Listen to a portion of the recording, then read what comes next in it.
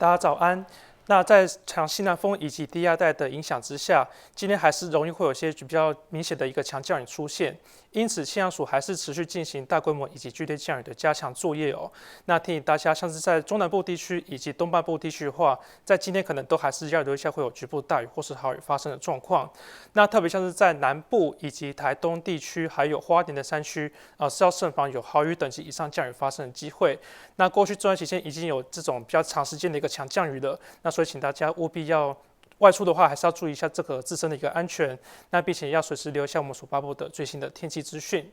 好，首先我们先来看一下就过去这一段期间的一个累积雨量的分布的状况。从昨天到目前为止的话，其实我们可以看到，除了像是在这个北部地区的一个降雨情况算是比较少的一个情况之外，那其实可以看到，像是在大部分来讲的话，像是在中南部以及花东地区的一个降雨情况都算是相当的显著。那特别像是在南部地区，就昨天来讲的话，因为有这个低压环流以及西南风的一个加成之下，所以在昨天的时候，在南部地区都是有出现这种长时间的一个强降雨出现，而且就目前来讲的话，普遍都是有超过600毫米以上的这样一个降雨哦。那从入夜之后的话，我们可以看到，随着这个低压的一个强风轴逐渐往台湾这边靠近的一个状况之下，在花东地区在昨天晚上开始也是有比较明显的一个强降雨出现，而且就目前为止的话，其实都已经有超过这种400到500毫米这样的一个累积雨量。那我们来细看一下，就是在昨天以及在目前为止的一个累积的一个降雨状况。从昨天我们可以看到，因为就是在这个台湾的西南边的海面上面是有一个低压环流，而且在晚上的时候是有发展成这个热带性低气压的部分，所以在这个热带性低气压的环流以及西南风的一个符合的一个作用之下，在这个南部地区的一个降雨情况都算是相当的显著。我们可以看到，像是在昨天来讲的话，像是在高雄市的高雄测站，在单日的累积雨量就是已经来到531.5毫米的一个累积雨量。那在台南跟屏东的话也都是有超过400毫米这样的一个情形哦。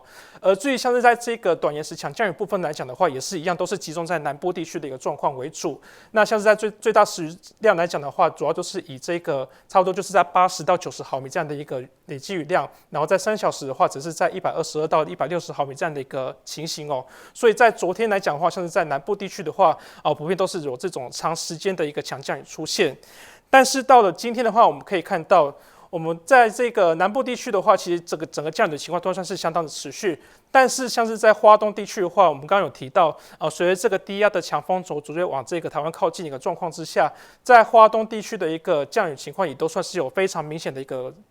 情况产生哦。那像是在目前来讲的话，在台东的东河乡已经有来到335.5毫米的这样的一个累积雨量，已经是有接近到这个大豪雨这样的一个标准。而在花莲的富里乡也是有314毫米这样的一个情形。而在这个时雨量以及最大3小时雨量来讲的话，其实也可以看到，在这个除了像是在南部地区持续都是有这种强降雨之外，那我们也可以看到像是在花莲以及台东的话，也都是有出现这种短延时的大雨或是豪雨发生的情形哦。那我们预计像是在今天的白天上面来讲的话，可能在南部地区跟这个东半部地区都还是有这种强降雨发生的一个状况。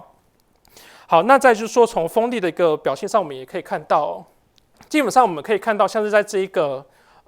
受到这个西南风影响的一个状况之下，所以像是在南部地区以及就是说这个对流云系这样移入的一个过程一个作用之下，在南部地区的一个风力上也都算是有比较偏强的一个状况普遍都是有来到这种8到9级的一个强阵风出现。那另外可以看到像是在这个东半部地区以及基隆北海岸的话，受到这个偏南的南风以及东南风的一个影响之下，也都是有这种9到10级的一个强阵风出现哦。那我们预计就是说，像是在今天来讲的话，这种风力还是会有持续比较偏强的一个状况。好，那我们来回头来看一下目前整个云图上面所呈现的一个天气的状况哦。我们从这个东亚真实测的一个卫星云图上面，我们可以看到，基本上我们可以看到，像是在这个台湾附近上面来讲的话，在台湾海峡这边是有一个热带性低气压正在这边做活动的一个情形所以我们可以看到，像是在台湾附近一个云量上来讲的话，都还算是相当比较偏多的一个状况。那在附近的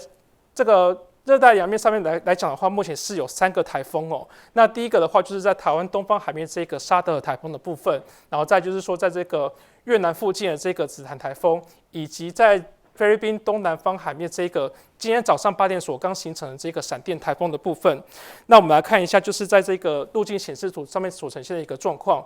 我们可以看到，像是在这个紫檀台风的话，其实还是一样，就是会比较偏向在这一个中国到越南这一带的一个近海去做滞留之后，然后并且是有往北去做登陆的一个情形，所以基本上这个紫檀台风的话，对于我们台湾的天气上是没有直接的影响。那另外看到就是在这一个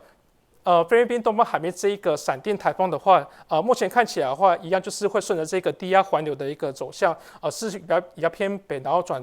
这个西北的方向去做移动，而且目前看起来的话，整个强度上面的一个发展算是相当有限，那并且是会并入到这个沙德尔台风的一个环流的一个部分哦。那我们反倒就是要注意这个沙德尔台风的一个最新动态。我们可以看到，目前来讲的话，目前在未来这个路径上面来讲的话，还是一样是受到这个北方太平洋高压的一个导引之下，那稳定是比较偏往这个西北西方向的方向去做移动。那目前看起来的话，大概就是在周三的时候会来到琉球附近的海面。那随着这个就是北方的太平洋高压以及低压环流的一个调整之下，那预计从礼拜三开始就会有逐渐往西南边去靠近台湾这样的一个趋势哦。所以目前看起来的话，大概就是在周四、周五这2天会是离台湾最近的一个时候。那到时候像是在这个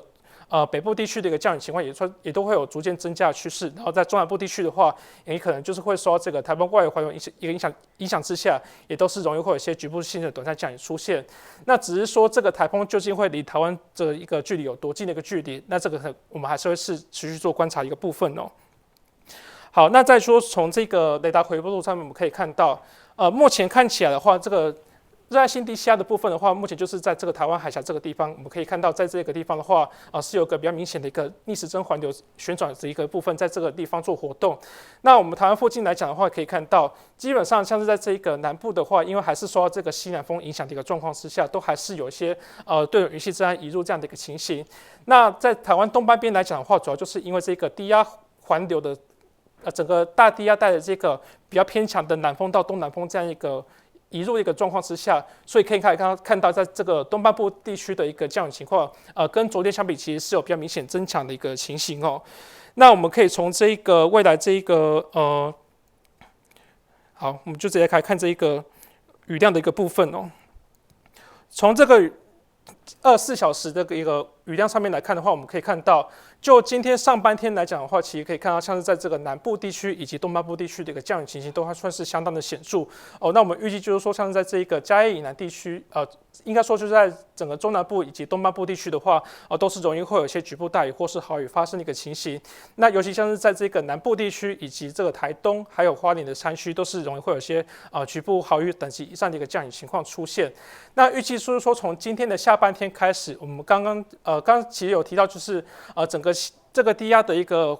环境的话，其实开始会有逐渐往西退的一个情形哦。所以从今天的下半天开始的话，其实我们在台湾附近的一个风速上开始会有逐渐减弱的趋势哦。所以到时候从今天下午开始，一直到今天晚上到明天清晨的这段期间，我们可以看到，虽然说都还是容易会有一些这样的一个情形出现，像是在这个南部地区以及东半部地区哦。不过这个降雨的情况跟今天早上相比的话，其实是会有略微缓和的一个情形。那只是说可能还是会有一些剧烈天气一个现象产生哦。那所以请大家尤其像是在这个南部地区以及东半部地区的朋友可能还是要慎防这一个有局部大雨或是豪雨发生的一个情形。好，然后我们最后提醒来总结一下这个早上的一个天气重点哦。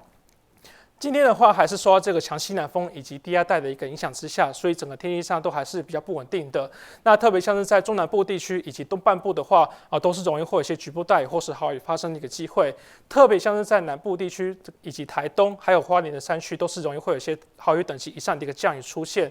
所以提醒大家，在这段期间来讲的话，可能都还是会有一些对云系这样子移入的一个状况之下，都是容易会有一些短延时强降雨、累积跟强阵风等等的剧烈天气现象哦。所以请大家在外出活动的时候一定要特别注意安全